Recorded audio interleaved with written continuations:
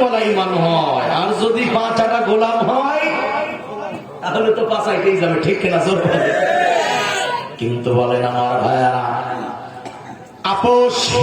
আপোষ করে না জালিমের সাথে এমন নেতা আমাদের সোনার বাংলাদেশে আছে না?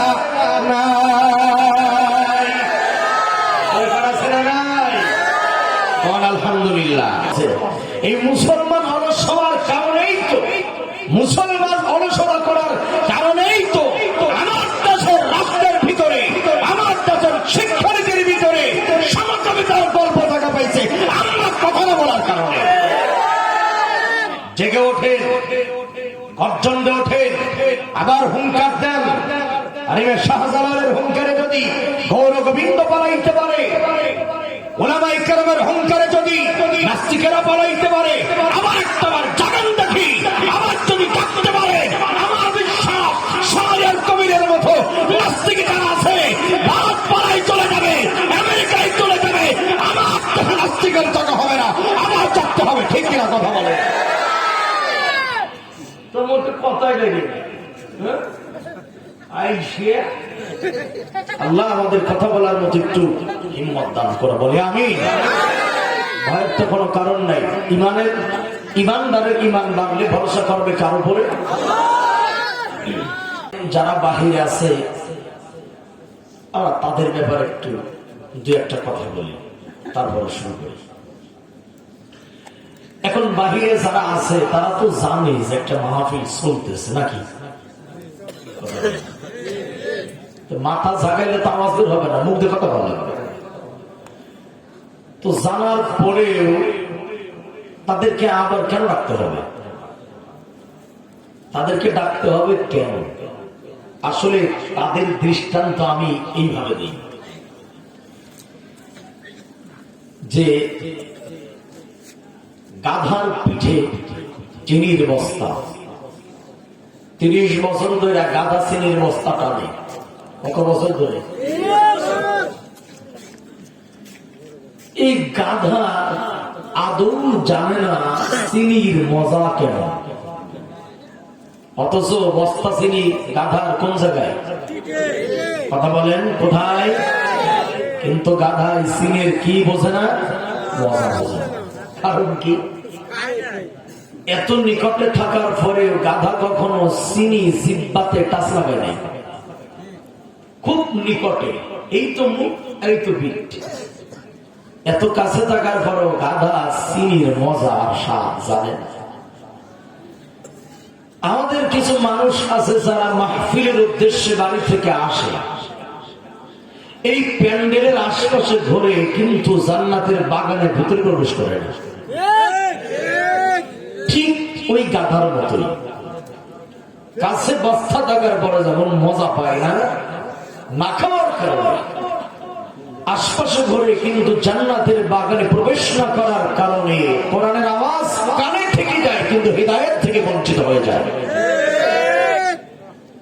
এজন্য আমরা তাদেরকে ডাকলাম না, একটু দোয়া করি, আল্লাহ যারা বাহিরে আছে ওদের মাজায় গিরায় একটু শক্তি দেওয়া আসার মতো। বলেন আমি, আর বলেন আমি। দোয়া যদি কবুল হয় তো আসবে, আর যদি ফাটা কপাল হয়, ফাটা কপাল কাজ হবে না। আমরা ফাটা কপালের জন্য দোয়া করলাম, আর লোকের মাজায় গিরে হাত পাই একটু শক্তি দেওয়া হাইটেছে আসতে পারে। আর একবার বলে আমি। এবার আসেন আপনারা যারা সামনে বসে গেছেন, এবার আপনাদের উদ্দেশ্যে দু একটি কথা বলে আমরা আলোচনাতে যাব ইনশাআল্লাহ। প্রথম কথা হচ্ছে, আপনারা এখানে যে উদ্দেশ্যে বসেছেন, উদ্দেশ্যকে হাসিল করতে হবে। উদ্দেশ্য কি করতে হবে? কেমনে করবেন? আপনাদের উদ্দেশ্য হাসিল কিভাবে হবে, ওই পদ্ধতি, ওই নিয়ম শিখিয়েছেন আমার আপনার আল্লাহ। যে বান্দা মাহফিলে যাবা, ওয়াজ শুনবা আর ওয়াজ কাজে লাগবে না, তা তো হতে পারে না। দেখবেন একই মাহফিলে একই বক্তার আলোচনা শোনার পরে কিছু মানুষ হুজুরের জন্য দোয়া করে, আবার ওই বক্তার বক্তব্য একই পাবলিক শোনার পরে হুজুরকে খতম তারাবির চাইতেও গতিতে গালাগালি করতে করতে বাড়ি যায়। বলেন আছে না নাই? ভাই আপনি যেমনি বেঁচাইছেন দরওয়াজা, আওয়াজ তো জীবন হয়ে নেবে না, খুলি ফেলেন, মুখ খুলে ধর যাতে আওয়াজটা আমার কান পর্যন্ত আসে, খুলে ফেলেন। মাশাআল্লাহ, ঠিক আছে। এখন এই যে বক্তার ওয়াজ শুনিয়ে বক্তারে গালি দেওয়া,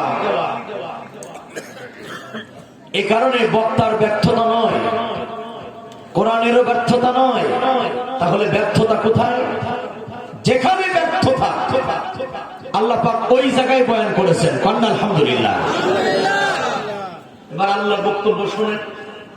কোরআন শোনার পরে কেন আপনি হিদায়াত পাবেন না, কেন পান না, এই বক্তব্যটা আল্লাহ পাক পরিষ্কার করে দিয়েছেন। আল্লাহর বক্তব্য ভালো করে শুনুন, সেই অনুপাতে আমলের নিয়ত করবো ইনশাআল্লাহ। আল্লাহ তাআলা বলেন ব্যর্থতা আমাদের কোন জায়গায়, কেন ওয়াজ কাজে লাগে না, এখানে আল্লাহ পাক বয়ান করেছেন। আল্লাহ বলেন ইন্না ফী লাযিকরা লিমান কানা লাহু কলবুন আও আলকাস সামআ ওয়া হুয়া শাহীদ। আল্লাহ রাব্বুল আলামিন বলেন, আল্লাহ তাআলা বলেন মহাগ্রন্থ কোরআনুল কারীমের ভিতরে, কোরআনুল কারীমের ভিতরে উপদেশের বাণী, হিদায়াতের বাণী তার জন্য রয়েছে। কোন বান্দার জন্য রয়েছে? আল্লাহ পাক এখানে সুন্দর পয়েন্ট দিয়েছেন। কোরআনে ওই বান্দার জন্য রয়েছে হিদায়াতের বাণী, উপদেশের বাণী। বলে কোরআনের কথাকে উপলব্ধি করার মতো, বোঝার মতো ভালো একটা মন আছে যা। পড়েন সুবহানাল্লাহ, পড়েন। আপনি কই দেবে কেমনে?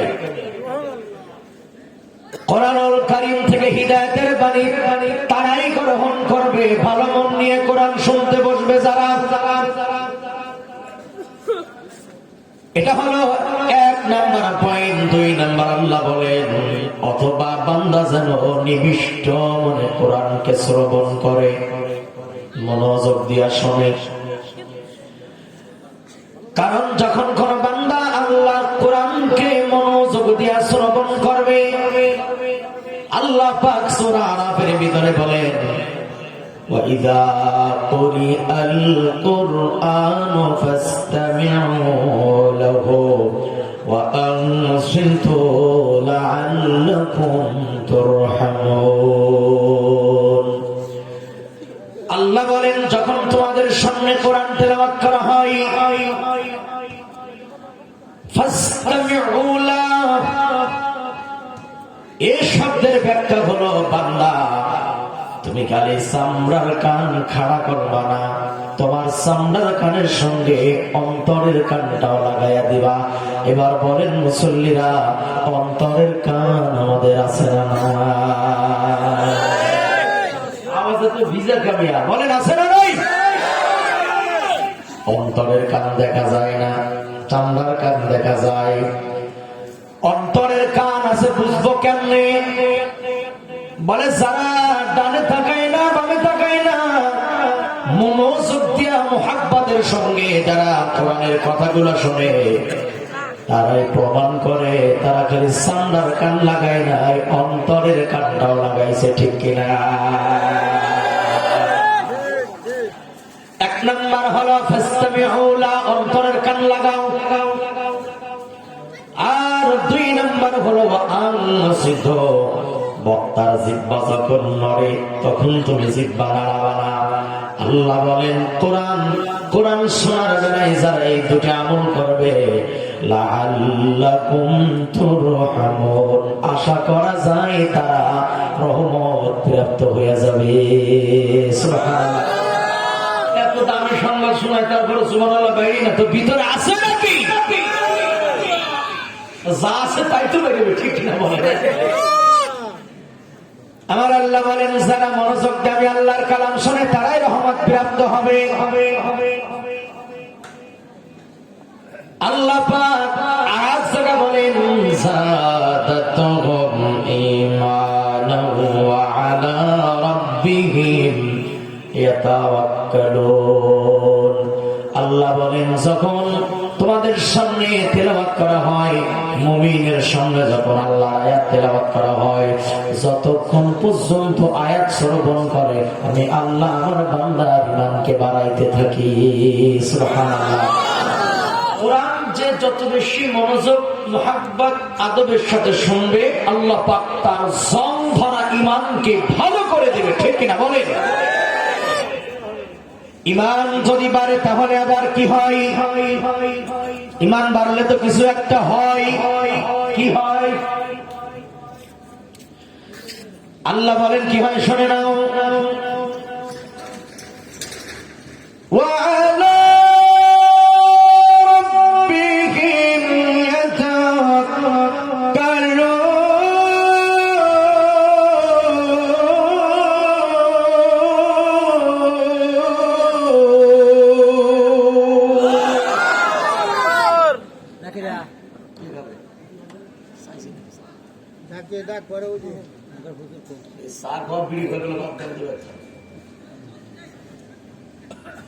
কি চাচা কি হয়েছে?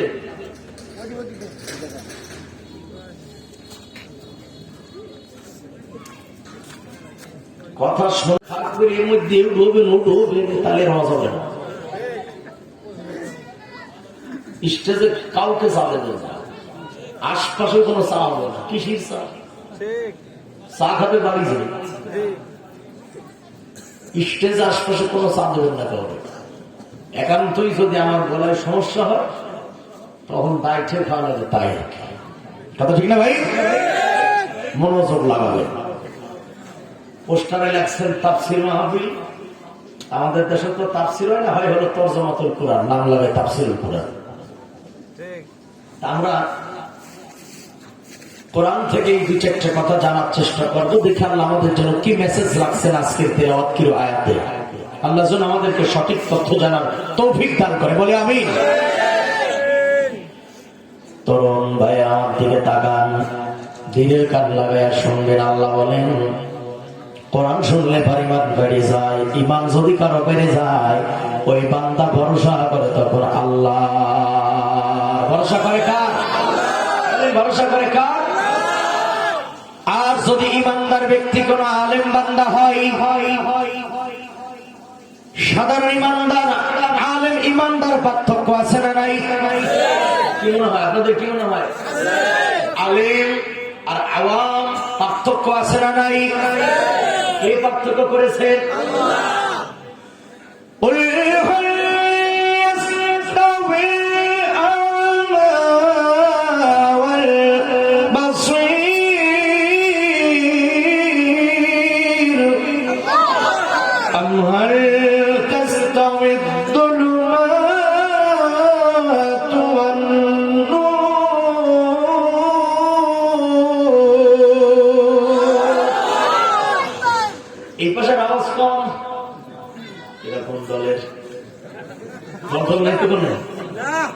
আওয়াজ দিয়া এই ঠান্ডাটাকে গরম করে ফেলাইতে হবে ইনশাল্লাহ। বলে আরে হাজার হাজার লোকের তো দরকার নাই, দুষ্ট গরু চাইতে শূন্য গোয়াল ভালো।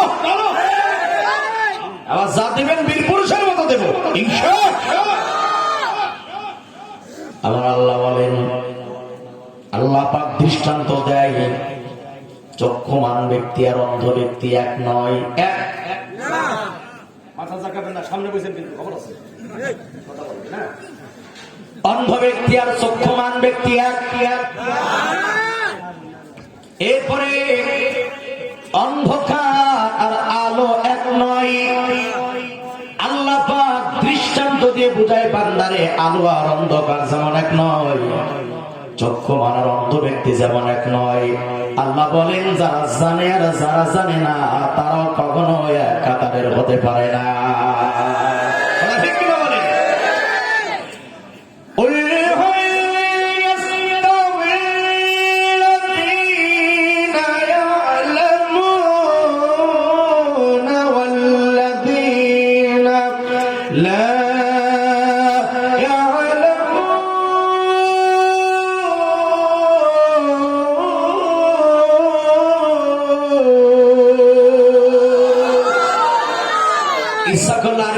কইতে পারতেন। বলেন আল্লাহু আকবার। আল্লাহ পাক কি সুন্দর দৃষ্টান্ত দেন। আল্লাহ বলেন, অন্ধ ব্যক্তি আর চক্ষুমান যেমন এক নয়, অন্ধকার আলো যেমন এক নয়, ঠিক তেমনি করে যারা জানে আলিম আর সাধারণ কখনো এক নয়। বলেন কথাকার আলিম আর সাধারণ এক নয়। এই কথাটা কি আমার বানানো না আল্লাহর কথা? সুতরাং ইমানদার যদি আলেম বান্দা হয় তাহলে সে কাউকে ভয় করে না, সে ব্যক্তি কোন দলের ভরসা করে না, সে ব্যক্তি রাষ্ট্রের উপরে ভরসা করে না, ওই আলেম বান্দা কোন জালিমের উপরে ভরসা করে না। প্রয়োজন হলে কারাগারে ধুকে ধুকে মারা যাবে, আলেম ইমানদার জালিমের সঙ্গে মাথা নত করে না। যদি সে আলেম ওয়ালা ইমান হয়, আর যদি পাঁচাটা গোলাম হয় তাহলে তো পাঁচাইতেই যাবে, ঠিক কিনা? জোর করে। কিন্তু বলেন আমার ভাইয়ারা, আপোষ করে না জালিমের সাথে এমন নেতা আমাদের সোনার বাংলাদেশে আছে না?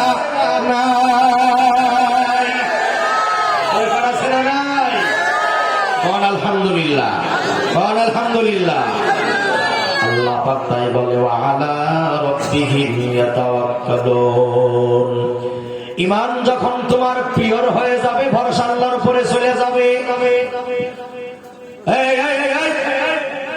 এই বসছিস কার, উঠছিস কেন? হ্যাঁ, আরে মনসে টিস্যু নাই কেন? আগের তো কথা আমি নিয়ে আসতাম বাড়িতে, নিয়ে আসেন। শুরুতে বসে গেলাম যে একটু টিস্যু লাগবে, কারণ কথা বললে মাউথ ঘামে, কথা বললে মুখ ঘামে, মানে মুখ আর টিস্যু দেবে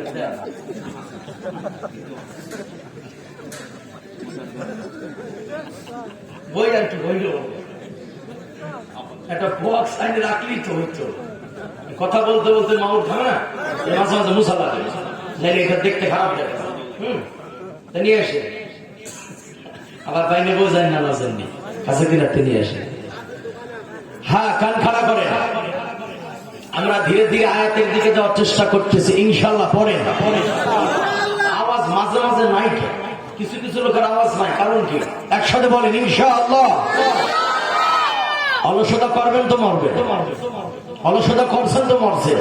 এই মুসলমান অলস হওয়ার কারণেই তো, মুসলমান অলসতা করার কারণেই তো আমার দেশের রাষ্ট্রের ভিতরে, আমার দেশের শিক্ষানীতির ভিতরে সমকামিতার গল্প থাকা পাইছে আমার কথা না বলার কারণে।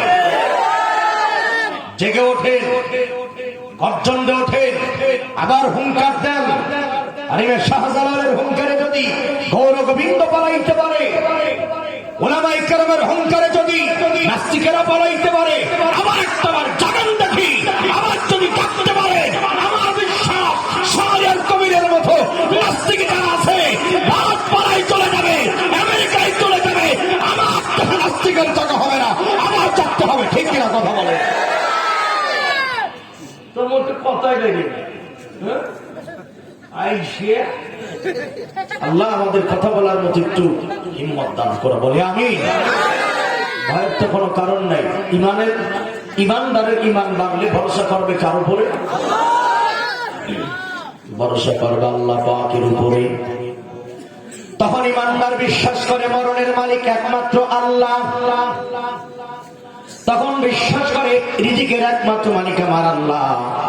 ওয়া মিন দাব্বাতিন ফিল আরদি ইল্লা আলাল্লাহি রিজকুহা। ইমানদার বিশ্বাস করে জমিনের উপরে বিচরণশীল যত প্রাণী আছে সমস্ত প্রাণী রিজিক কে দেয়? আরে মোহাব্বতে কইলে আপনি কিস্তি নিতে যাবেন না, বলেন রিজিকের মালিক কে? কোন মুসলমান যদি এই কথাটা বিশ্বাস করে রিজিকের মালিক একমাত্র আল্লাহ, এটা যদি 100% অন্তরে থাকে, ওই বান্দা কখনো সুদে টাকায় মানুষে কষ্ট দেয় না, সুদের টাকা লাগাইয়া, ঠিক কিনা? অবশ্য আপনাদের ইউনিয়নে শত্রুতে এগুলা করছে না, সেটা ভালো কথা। হ্যাঁ, দেখি এ ব্যাপারে কোনো কিছু বলা যায় কিনা। রিজিকের মালিক আল্লাহ। এটা যখন বান্দার অন্তরে বসে যাবে, ওই বান্দার দুনিয়ার হারামের দিকে তাকাবে না, হারাম খাবে না। কিন্তু বিশ্বাস কখন হবে? যখন বান্দার ইমান তাজা হবে। আর ইমান তাজা হবে কখন? যখন বান্দা আল্লাহর কুরআন মনোযোগ দিয়ে শুনবে। কোরআন আপনি কেন মনোযোগ দিয়ে শুনবেন না? কারণ মনে রাখবেন, কোরআন শোনার কারণে বিগত দিনে শত শত কাফের বেঈমানেরা কোরআনের বদৌলতে কালিমা পড়ে মুসলমান হয়ে গিয়েছে। মুসলমানের তো লজ্জা শরম নাই, লেস কাটা কুত্তার চেয়ে খারাপ হয়ে গেছে। না হলে মুসলমানের বাচ্চা তার বাড়িতে কোরআন শরীফের তেলাওয়াত না চালায়া, ভালো কিছু না চালায়া, মুসলমানের বাচ্চা তার বাড়িতে বিয়ের 7 দিন হবে গান বাজা। ভাই বলেন আছে না নাই? সত্যি কথা কোন কাকে এলাকায় নাই? চাচা কিছু করতেছেন না। মুসলমান যদি আল্লাহর কোরআনকে সব জায়গায় চালু করে দেয়, কোরআন যদি তেলাওয়াত হয়, শ্রবণ হয়, নবীজি আমার বলেন আলিফুন হারফুন লামুন হারফুন ওয়া মিমুন হারফুন। আল্লাহর রাসূল বলেন আলিফ লাম মিম। আমি রাসূল বলেন এখানে এক হরফ, বরং আলিফ একটা হরফ, লাম একটা হরফ, মিম একটা হরফ। মোট কয়টা হলো? কয়টা? আলিফ লাম মিম কয়টা? আল্লাহ পয়গম্বর বলেন কেউ যদি তার জবানে তেলাওয়াত করে আলিফ লাম মিম, আমল নামায় কমপক্ষে 30টা নেকি আমার আল্লাহ দিয়ে দেয়। হরফুল মুকাত্তাত, যার অর্থ আল্লাহ ছাড়া আর কেউ জানে না। অর্থ না জানলে আরবি হরফ তেলাওয়াতের বিনিময় কয়টা নেকি পাবে? এক হরফে কমপক্ষে 10টা। তেলাওয়াত করলে সওয়াব, শুনলে সওয়াব। আলহামদুলিল্লাহ কর। এই জন্যই কিতাবের নাম কোরআন। পৃথিবীতে যত ধর্মগ্রন্থ আছে, যত ধর্মের কিতাব আছে, সকল ধর্মের কিতাবের চাইতে মুসলমানদের কোরআন কম পড়া হয় না, বেশি পড়া হয়। এই তেলাওয়াত করার জন্য শুধুমাত্র হাফেজদের সংখ্যায় 7 কোটি। আলহামদুলিল্লাহ করা। আলিম ওলামা তো পড়ে আছে, সাধারণ মুমিন তো তেলাওয়াত করে। সবচেয়ে বেশি তেলাওয়াত করা হয় আমাদের কিতাব আল কোরআন। আরেকবার করে আলহামদুলিল্লাহ। আমার আল্লাহ যেন জানাই দেয় বান্দারে, যখন এই কোরআন তেলাওয়াত করা হবে মনোযোগ দিয়ে শুনবা।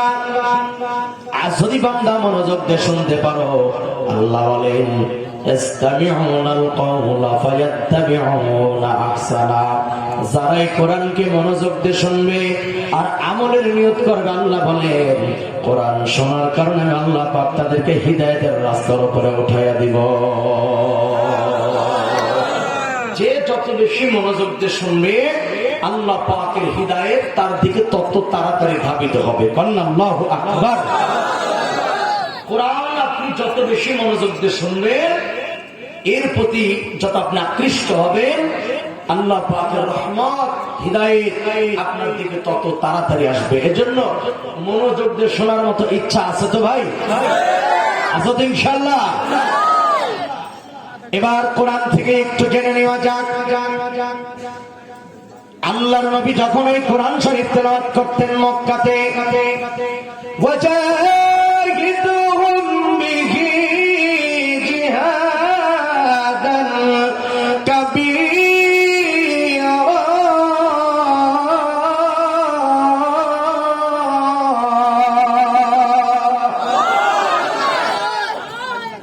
আচ্ছা, বাহিরে যে যুবকেরা ওরা কি আসতে লজ্জা পাইতেছে নাকি? এখান থেকে ঘুরে ঘুরে চলে যাচ্ছে,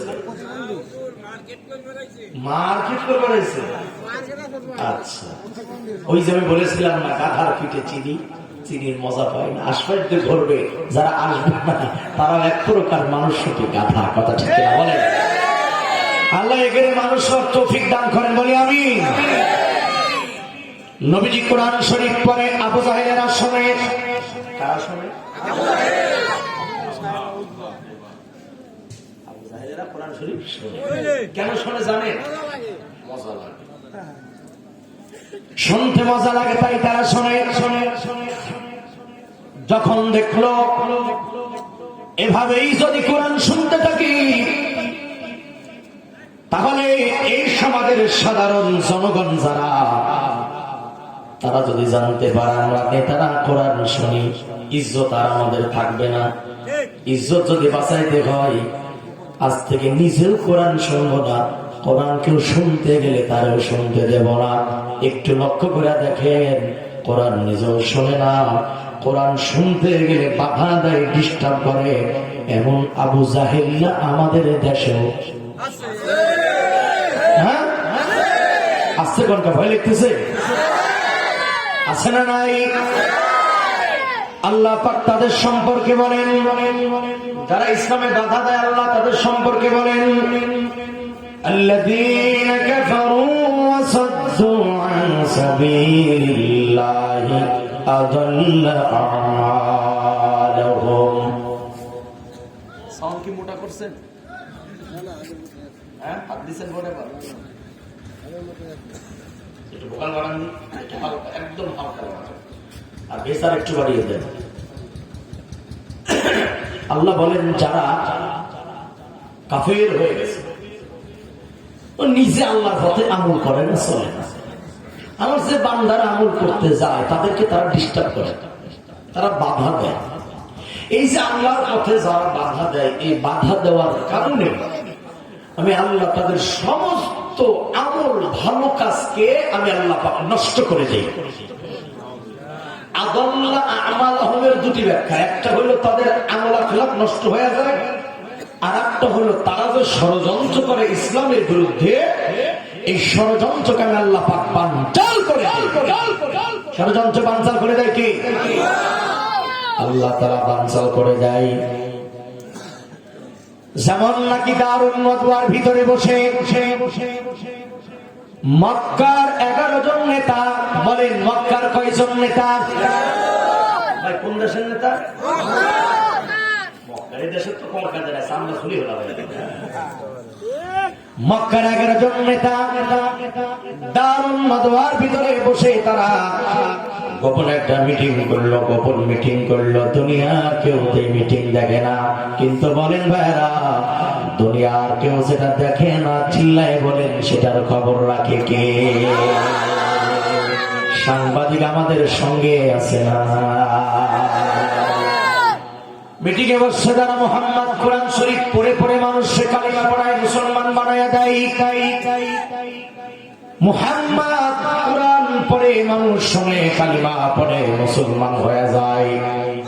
এভাবেই যদি মুহাম্মদ কোরআন পড়তে থাকে, আর যদি মানুষেরা মুসলমান হয়ে যায়, ভবিষ্যতে আমরা আবু জাহেলরা এই দেশে জনগণ পাবো না। জনগণ ছাড়া আমাদেরকে নেতৃত্ব দেওয়া লাগবে। বাস্তবতা মিলাই দেখেন, এখনো বিশ্বের ময়দানে জনগণের সমর্থন নাই, জনগণের ভোট নাই, তারপর কিছু লোক বেহায়ার মতো দেশ পরিচালনা করে বিশ্বের বুকে আছে না? না, কোরআন কি মেলে? কোরআন কি মেলে? ভালো করে বোঝেন। আবার আল্লাহ পাক বলে, وَإِذْ يَمْكُرُ بِكَ الَّذِينَ كَفَرُوا لِيُثْبِتُوكَ। ওই কাফেররা দারুন নদওয়ার ভিতরে বসে তারা গোপন মিটিং করলো মুহাম্মাদের ব্যাপারে, মুহাম্মাদরে কি করা যায়। একজন দাঁড়িয়ে বলল, মুহাম্মাদরে দেশের থেকে বের করে দাও। মুহাম্মাদকে কি করা হোক? কি করা হোক? আচ্ছা, আমার আপনার নবী আসলে কি অপরাধ ছিল? রসুল কি কারো জমি জোর করে দখল করছিল? রসুল করে মারে নাই, কারো টাকা পয়সা মারি খাই নাই, কারো জমি মারি খাই নাই। তো বিচারের প্রতি এত খেপছে কেমন? খেপছে কে? এই জন্যই খেপেছিল তারা, কারণ তারা যে ইবাদত করত, তারা যে ধর্ম পালন করত, তারা যে সমাজ রাষ্ট্র পরিচালনা করত, এর প্রত্যেকটা ছিল মানুষের বানানো আইন। আর এই মানব রচিত আইনের বিরুদ্ধে আল্লাহর পয়গম্বর যখন আল্লাহর কোরআন দিয়ে কথা বলেছে, তখনই তারা রাসূলের উপরে কুকুর খেপার মতো খেপে গিয়েছে। এই জন্যই তারা চিন্তা করছে, মুহাম্মদকে যদি দেশ থেকে বের করে দেয় তাহলে মনে হয় মানুষ আর ইসলাম গ্রহণ করবে না। কিন্তু মুহাম্মদ তো একজন চলে যাবে, আল্লাহ পাকের সিদ্ধান্ত হলো মুহাম্মদ নয়, কিয়ামত পর্যন্ত এক একজন কোরআনের পাখি মরে যাবে, হত্যা করে ফেলা হবে। কিয়ামত পর্যন্ত কোরআনের বক্তব্য আমার জমিনে চলতেই থাকবে, আবু জাহেলের বাচ্চারা ঠেকাইতে পারবে না। এখনো সে মিশন চলছে না, আমাদের চলছে কিনা বলেন? কেউ দুনিয়ার থেকে বিদায় নিয়ে চলে গেল, আবার কেউ কারাগারে বন্দী আছে। কিন্তু বলেন ভাইরা, আল্লাহর কোরআনের কথা বলা বন্ধ আছে না চালু আছে? পিছনে জায়গা কম, সামনে আগান দিক,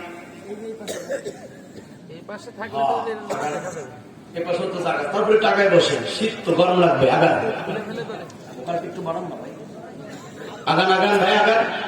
অনেক যুবকের আসতেছে, পিছনে জায়গা না পাই ওরা ফিরে চলে যাচ্ছে। সামনে আসে, আগান। এই তোমার সাথে এই যুবক ভাই কথা চলা ধরো, মরবা না, এমন দোয়া করবো কপালে বউ জুটবে না। সামনে গাও, তাড়াতাড়ি আগান। অলসতা খাবো, এখন যদি বলি সকালবেলা বিয়ে দিবে, লাগ উঠবে না, খুশির ঠেলা। আসেন তাড়াতাড়ি আসেন, আগে চলে আসবে। আল্লাহ মাহফিলকে হিদায়াতের উপর আপনি কবুল করেন, বলি আমি। হ্যাঁ, এবার আমার দিকে আবার তাকান।